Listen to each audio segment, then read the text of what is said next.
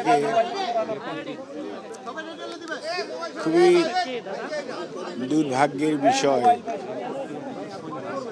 শুধু দুর্ভাগ্য বাংলাদেশের জাতীয়তাবাদী দলের তা নয়, বাংলাদেশের।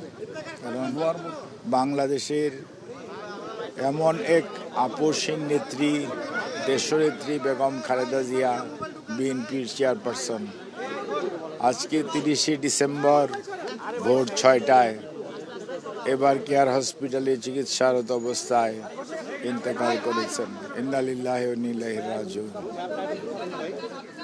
আল্লাহ রাব্বুল আলামিন ওনাকে বেহেশত নসিব করুক এবং ওনাকে বেহেশতের সর্বোচ্চ আসনে স্থান দেখ।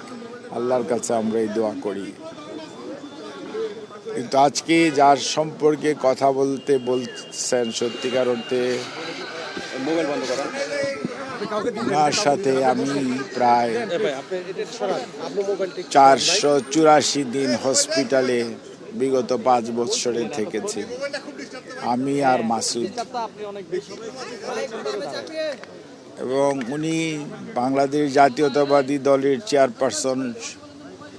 উনি একজন সন্তানের মা, উনি একজন পরিবারের প্রধান, উনি দেশের সাবেক 3 বারের প্রধানমন্ত্রী। সর্বোপরি উনি একজন অভিভাবক।